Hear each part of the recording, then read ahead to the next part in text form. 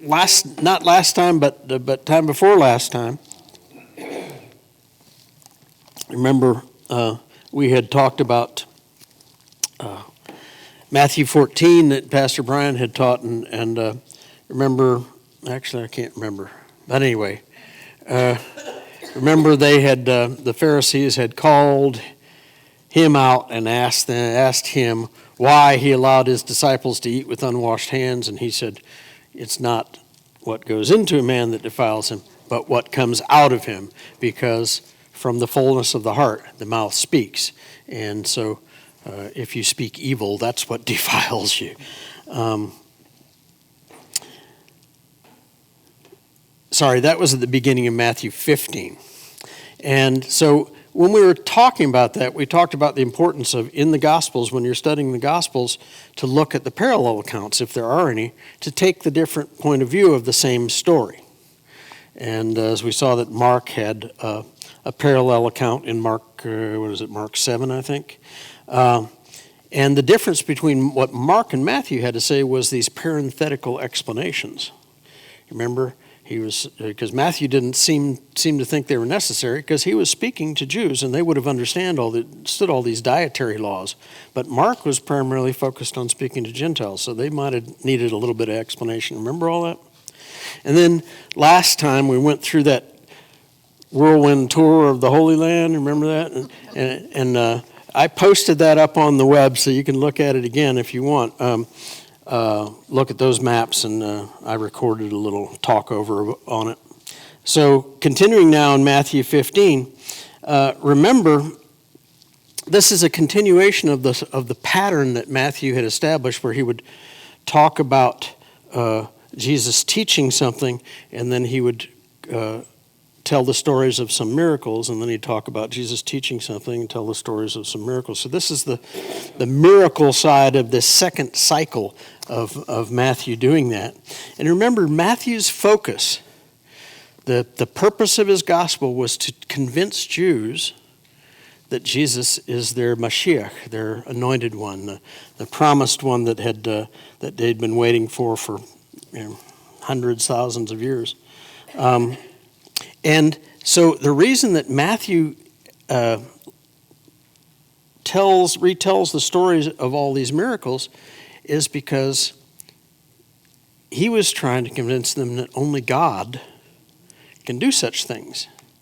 And you remember when Nicodemus came to Jesus, and this is in John 3, in verse 2, he said, Rabbi, we know that you're a teacher come from God, for no one can do these signs that you do unless God is with him. And now, unfortunately, Nicodemus stopped short of saying, you are God.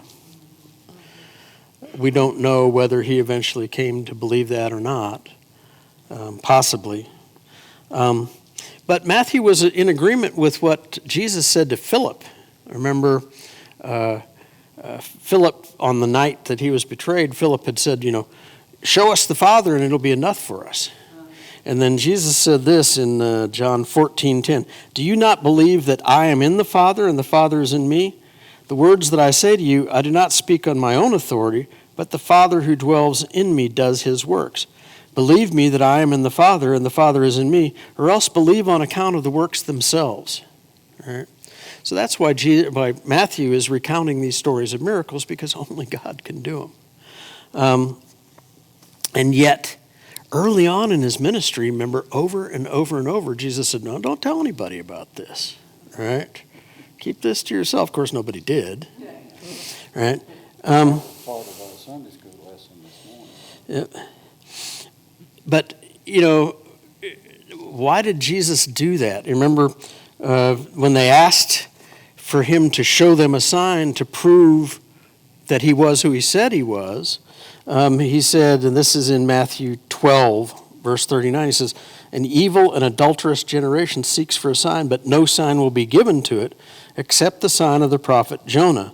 For just as Jonah was 3 days and 3 nights in the belly of the great fish, so will the Son of Man be 3 days and 3 nights in the heart of the earth. He never did any miracles to put on a show. He never did any miracles to prove something to somebody. right? Most often when he healed somebody, he said, your faith has healed you. Or in one case, he said, your faith has saved you. So his miracles were a response to people's faith, not a desire to cause people to have faith because of the miracles, right? Because he would tell them not to tell anybody. Right. Don't tell anyone. And the other thing about that is he knew. He knew that, if you've already made up your mind, right, you'll find a way to explain away these things. We do it all the time, don't we? My favorite example of that is the parting of the Red Sea. People will tell you, and you can find, all you have to do is Google, Red Sea pedestrian or something.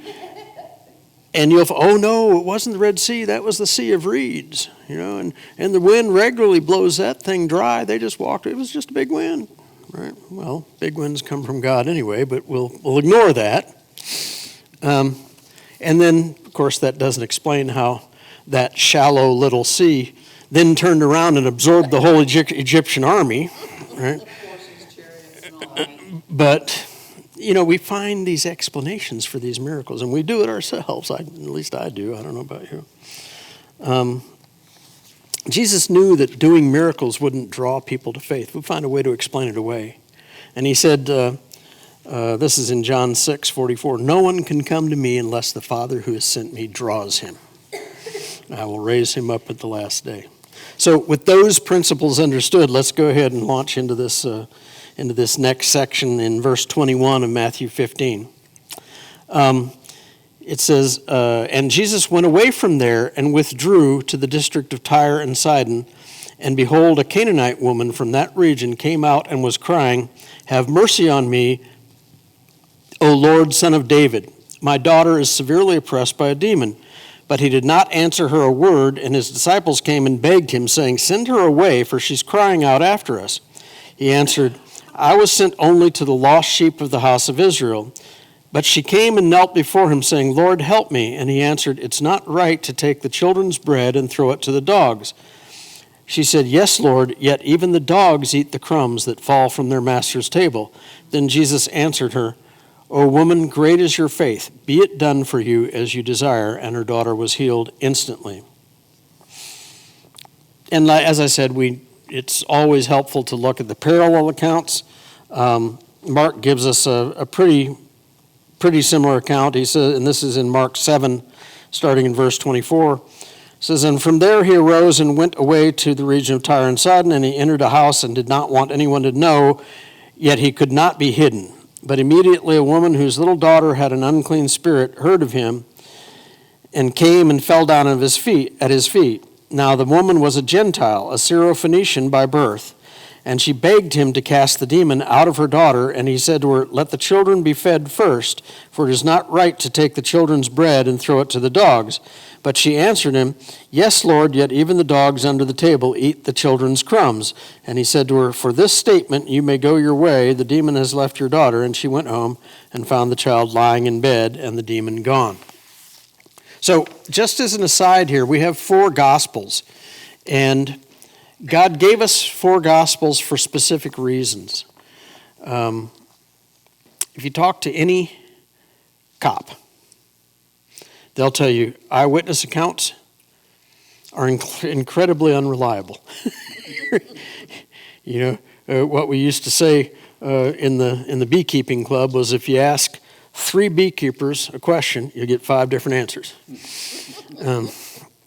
But the reason God gave us 4 Gospels is so that we would each have they would each have a slightly different point of view that would ring a chord, that would strike a chord with various people. God knew that these were going to go out into the world and people were going to read them and they were going to consider them and consider if Jesus is God like he says he is. They would consider whether he really is resurrected. And so he gave us 4 accounts to have different points of view. And I like to compare it to, people say that really these aren't really 4 accounts, that Matthew copied from Mark, and right. And it brought to my mind, a teacher grading a test. And you got two students that have the same answer, right? Now, if both of those answers are wrong, the chances, and if they sit next to each other, the chances are pretty good when I'm copied off the other. But if they're both right, then the chances are at least better that they both came up with the right answer on their own, right? And, of course, God's answers are always right. So God gave these guys, by His Spirit, the motivation, the unction to write the Gospels using their own, I hate to say preconception, but their own baggage, their own past histories that they brought with them. And also using their own desire to speak to different people. Does that make sense? So that's why we have 4 of them, and they're slightly different. Anyway, so moving on here, starting again, it says, and Jesus went away from there and withdrew the district of Tyre. Now, it isn't completely clear where Jesus came from. If we were to take these accounts as being chronological, then in Matthew 14, it says that after the feeding of the 5,000, Jesus had gone back across the sea and landed at a place called Gennesaret. We saw that. It's that flat plain area between Magdala, where Mary Magdalene was from, and Capernaum.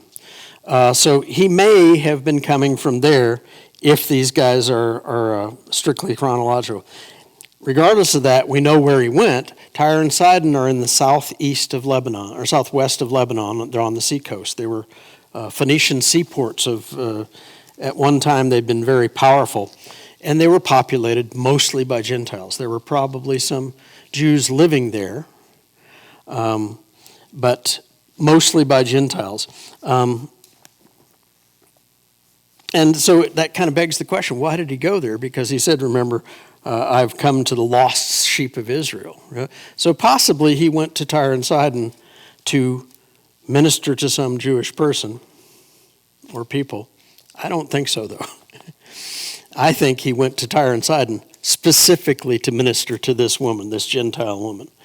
And he'd done this before. He went down from the northwest corner of the sea down to the southeast corner of the sea to the land of the Gadarenes. Gadara is one of the Decapolis. And he healed that guy there that had been possessed by the legion of demons. Well, that guy was a Gentile, for sure, right? How do we know? What did he do with the demons? Booted them out into pigs. Put them into a herd of pigs, right? Well, Jews wouldn't have had no pigs. They don't eat pig, right? Pity on them.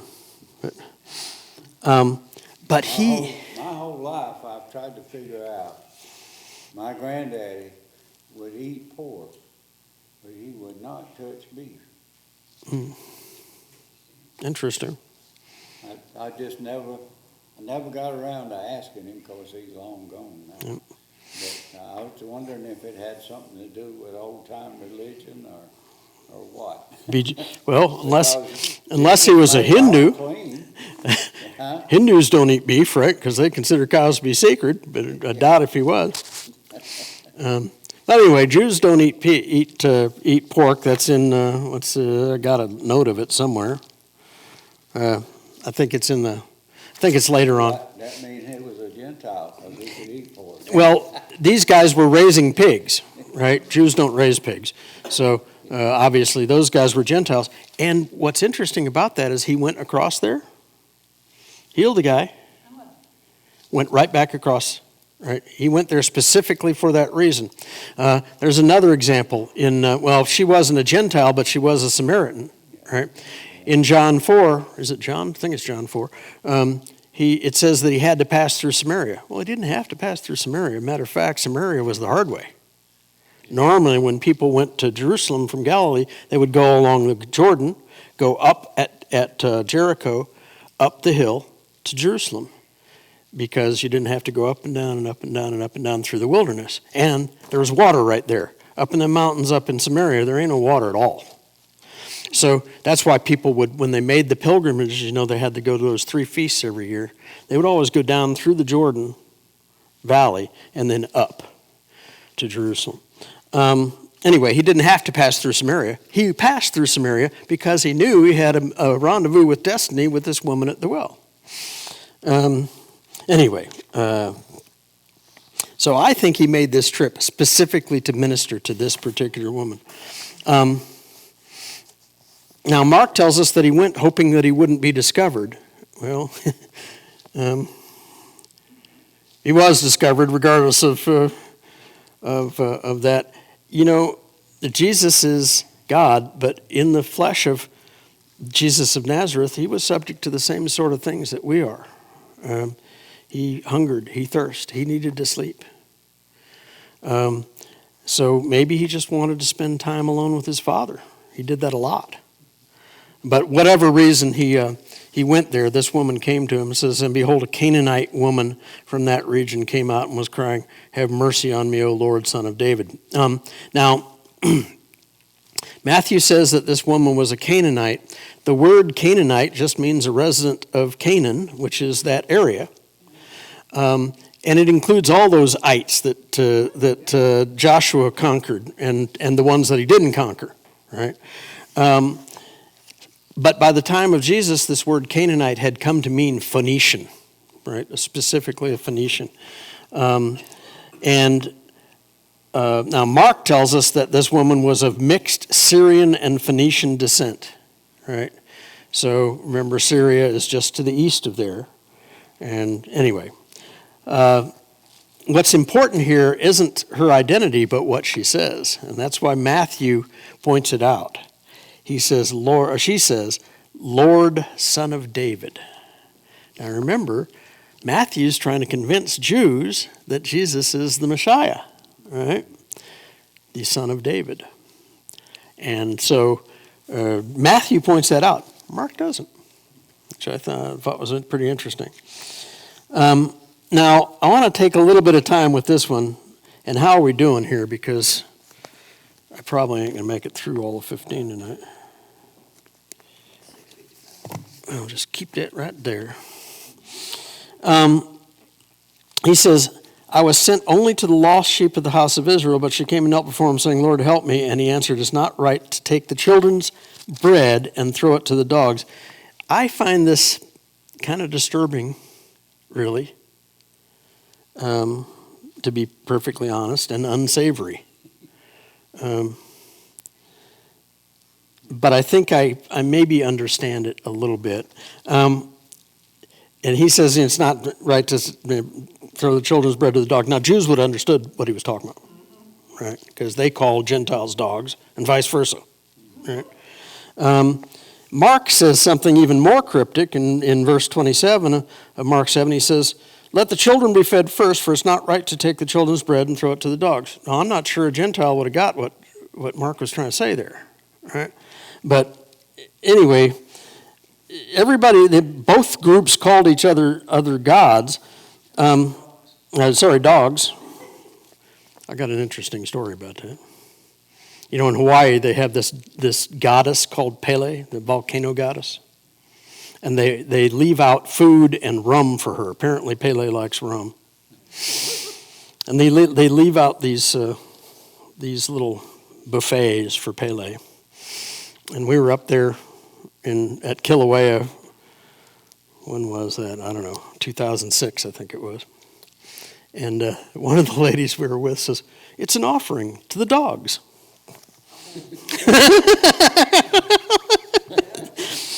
Yeah, actually it was. So Jesus came proclaiming the kingdom of God to Jews. And it was important that it be that way because it was a fulfillment of prophecy, remember?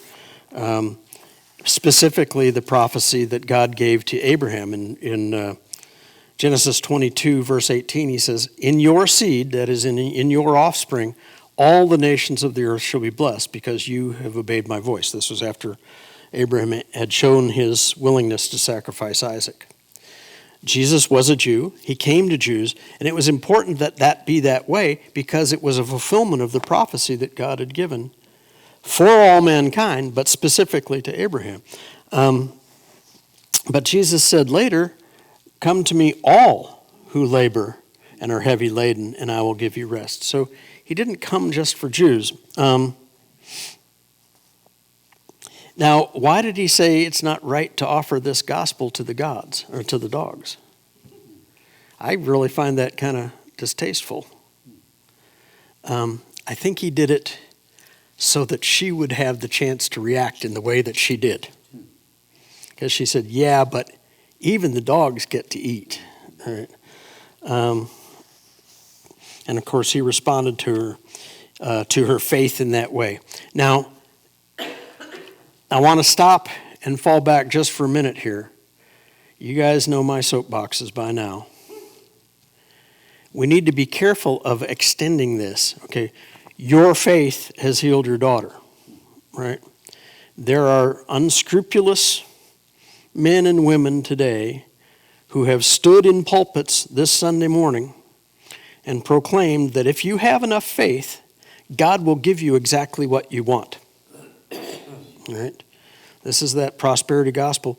And I read some horrible statistics a few weeks ago that apparently upwards of 60, something like 70% of Christians in America are buying into this prosperity gospel today. Prosperity preaching churches are the largest, fastest growing churches in America. Have been for years. Why is that a problem? It's tickling people's ears. Because it shipwrecks people's faith. They come in faith, they sow into these people's ministries, and they don't get what they want, and they turn around and walk the other way, and they may never hear the real gospel. That's the tragedy of it, and that's why I'm... Sin's not being preached on. Yep. It's not. And it breaks my heart. So that's why I'm so adamant about it. But this woman had a specific, genuine, dire need. It wasn't, she didn't want a Mercedes-Benz. She didn't ask anything for herself. She asked for her daughter to be healed. Right? And Jesus responded to her faith in that way. She knew where to go, too. Yep. Yeah. And she knew who he was, Son of David. So, continuing on here in verse 29, it says, Jesus went out from there and walked beside the Sea of Galilee, and he went up on the mountain and sat down there, and great crowds came to him, bringing with them the lame, the blind, the crippled, the mute, and many others, and they put them at his feet, and he healed them. So that the crowd wondered when they saw the mute speaking, the crippled healthy, the lame walking, and the blind seeing, and they glorified the God of Israel. Now, this reminds me, this isn't in my notes, but it just reminded me, what did Jesus say to those guys that came from John the Baptist? Remember, John the Baptist had said, are you the one that we've been waiting for, or should we look for another? And he said, go tell John that the lame walk, the blind see, and the poor have the good news preached to them, right? The dead are raised, he said, right? So that's what this reminded me of. He healed all these people. We don't know the number of miracles. Yep. Oh, yeah. Well, I think John and I think maybe Matthew too say that if all the miracles have been written, you couldn't write them in all the books in all the world, right? But anyway, the parallel passage in Mark gives us a few additional details here, if I can only get my page. It's in Mark 7, verse 31. It says, and then he returned from the region of Tyre and went through Sidon to the Sea of Galilee in the region of the Decapolis. And they brought to him a man who was deaf and had a speech impediment, and they begged him to lay his hands on him. And taking him aside from the crowd privately, he put his fingers in his ears, and after spitting, touched his tongue. And looking up to heaven, he sighed and said to him, Ephphatha, that is, be opened. And his ears were opened, his tongue was released, and he spoke plainly. And Jesus charged them to tell no one But the more he charged them, the more zealously they proclaimed it. And they were astonished beyond measure, saying, he has done all things well. He even makes the deaf hear and the mute speak. Now, Mark says that he did this in Decapolis. And you remember Decapolis was on the other side of the Sea of Galilee from Tyre and Sidon. But what's interesting is I'll get to that in a minute. But remember, if you look at that map that I had where it said the travels of Jesus, and there are all these lines, and remember I said, be careful about these lines, because those lines on that map assume that all these things happen in chronological order. They didn't necessarily go that way. If we read these things as if they were step by step, day by day, then he went from feeding the 5,000 back to Gennesaret, up by Mary Magdalene's home, then over to Tyre and Sidon, then back down to Decapolis, right, to do this healing. Well, that may or may not be. Let's see, we already talked about Legion. What is important here, I think, in what Matthew says, is at the very end of this. And they've glorified the God of Israel. Now, if you read that in the Greek, that's not the name of God like Elohim or Adonai or any of those other names that the Jews called God by. He says, the God of Israel. And that, to me, is kind of evidence that this did happen down in the Decapolis, which was mostly Gentile. All right, we saw because of Legion and the pigs. And by the way, I said I'd have that reference, and that reference is Leviticus 11:7. It says, you'll not eat any animals that have cloven hooves, but don't chew the cud. And the pigs have the split hooves, but they don't chew the cud. So anyway, that's why they didn't eat pigs. It's possible, maybe even probable, that this deaf guy was a Gentile. And the reason I think that is because of what Matthew says here. He doesn't use the name of God. He says the God of Israel, right? And so what I think he's implying, but not saying explicitly, is he's speaking to Jews, remember? And he says, these guys, basically what he was saying, see, these guys get it. This is the mâshîyach, right? Even the Gentiles understand that, see?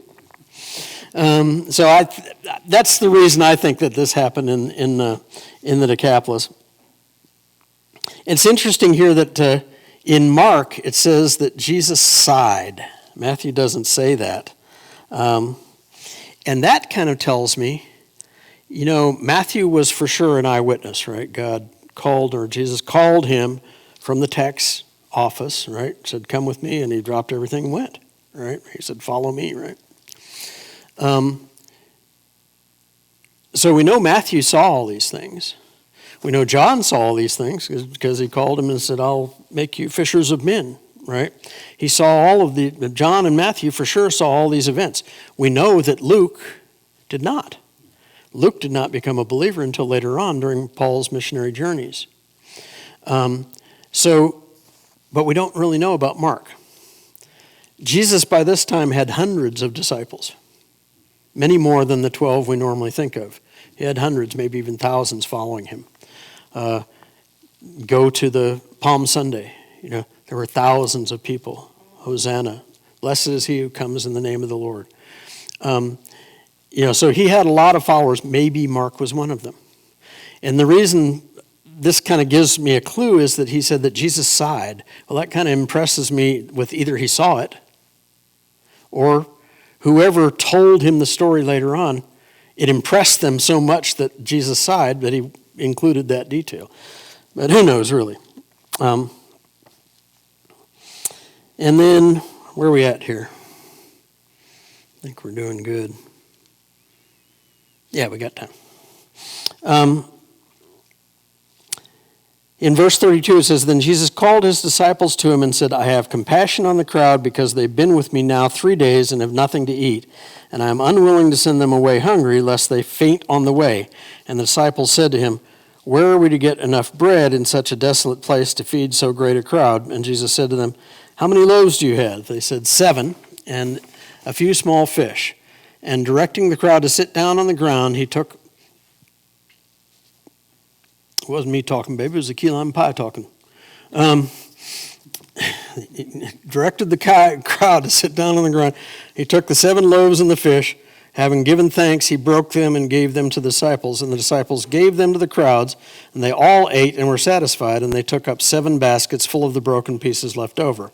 Those who ate were 4,000 men, besides women and children. And after sending away the crowds, he got into the boat and went to the region of Magadan.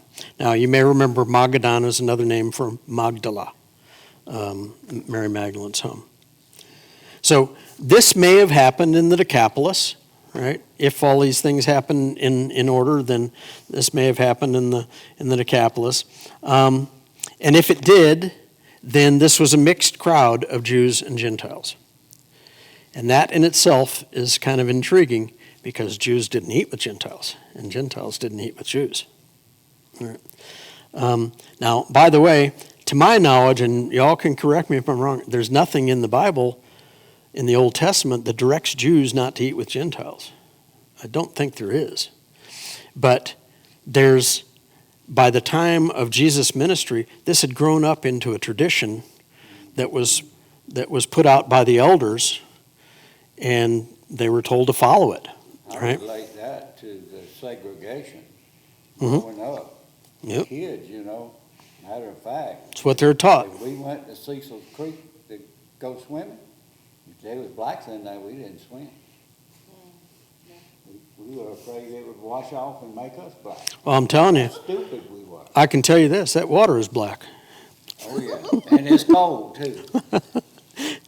Comes out of a spring up there in Minetta. That same creek, I lost 2 front teeth. Oh, Diving where you shouldn't. Right. Yep. I dived where it was too shallow. Yeah. That's all you lost was your teeth. Well, you know who Johnny Erickson Tata is.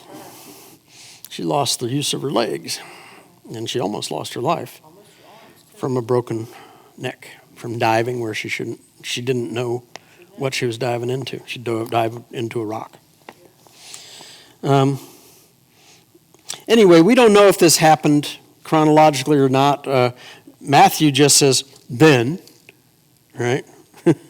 And Mark's even vaguer. He says, in those days, right?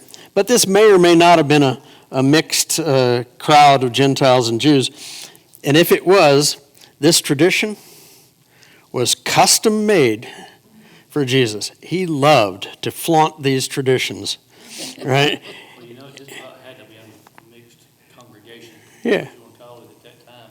At that point, because he done Oh, yeah. made himself known, and the followers, the people who believed in him, it didn't matter if they, Yeah. at that time, didn't matter if they was Jews or Gentiles.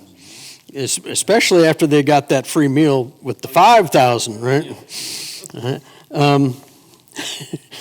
Yeah. That statement that Jackie just made, growing up, of course, the blacks and the whites were separate. And when I got to Vietnam, we was all together. Mhm.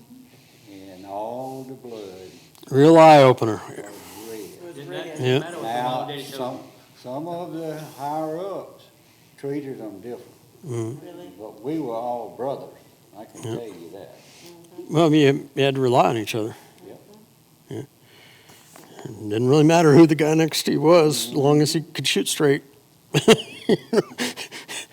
And warn you about stuff that was happening. When the state park started, it was a county park. Ray Sis was the manager up there.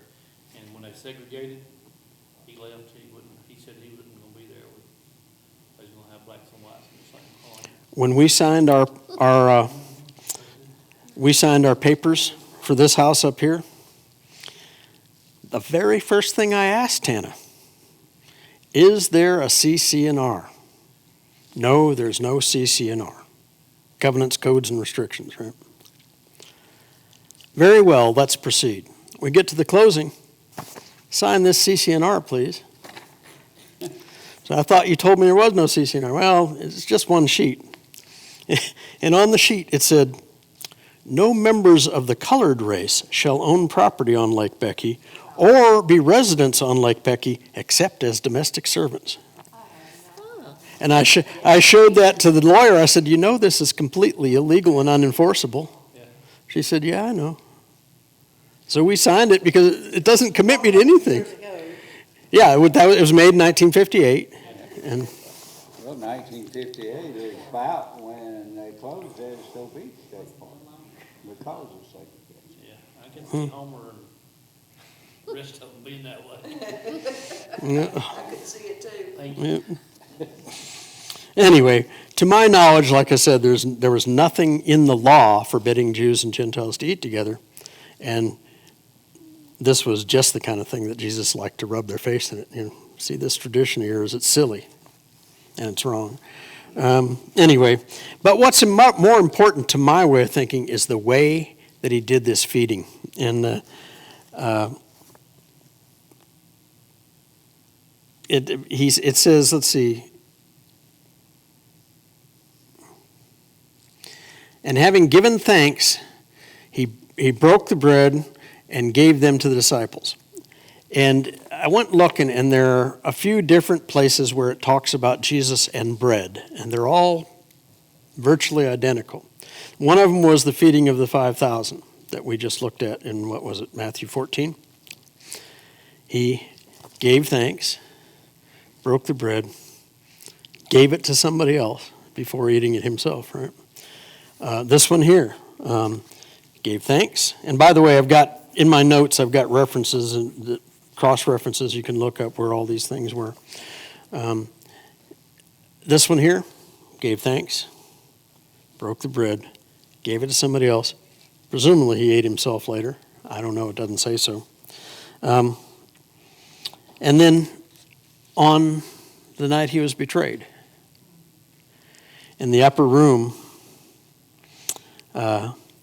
he compared his body to bread. Remember, he said, well, this was earlier on in John. It says, I am the living bread. This is John 6:51. I'm the living bread that came down from heaven. If anyone eats of this bread, he will live forever.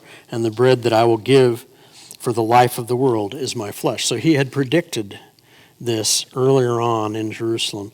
And then on that night, he gave thanks, broke the bread, and said, take this. This is my body, given for many, which is given for you, is what Luke says. And then the one that struck me was on the day that the empty tomb was discovered, right? Later that afternoon, there were two disciples going from Jerusalem to Emmaus, remember? And that's in Luke 24, starting in verse 13. And he spent the whole day with them, right? And they didn't recognize him. He was reasoning from the scriptures how these things that they had just witnessed in Jerusalem had been predicted, remember? And he was with them all day, and then when they got to where they were going to stay for the night, he was made like he was going to go on, but they said, no, come stay with us. And so he came in, and this is what happened. It says, this is in Luke 24, verse 30. When he was at the table with them, he took the bread, blessed and broke it, and gave it to them. And their eyes were opened, and they recognized him, and he vanished from their sight. They said to each other, did not our hearts burn within us while he talked to us on the road, while he opened to us the scriptures? And they rose that same hour and returned to Jerusalem. Now, they wouldn't have got back to Jerusalem until early in the morning, but 7 miles from Emmaus to Jerusalem. And they rose that same hour and returned to Jerusalem. And they found the 11 and those who were with them gathered together, saying, the Lord is risen indeed and has appeared to Simon. They had told these guys coming back that. Then they told what happened on the road and how he was known to them in the breaking of the bread.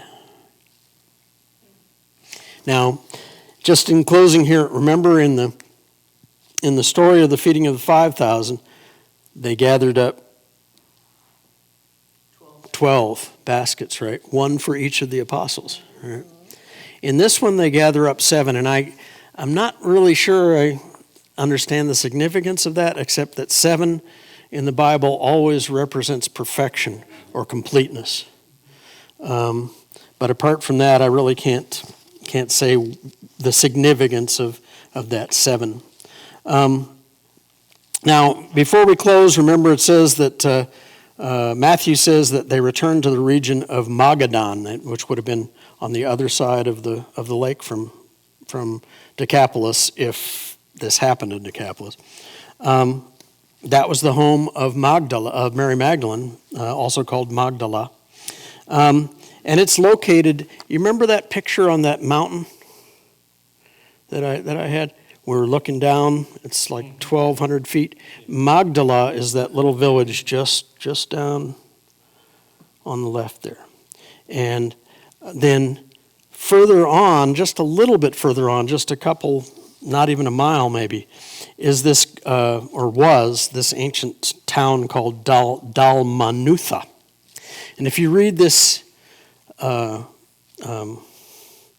account in Mark, at the end of Mark, in Mark 18, or Mark 8:10, it says that they went back to Dalmanutha. Well, Magdala and Dalmanutha is a suburb of Magdala. And that's all I had for the evening.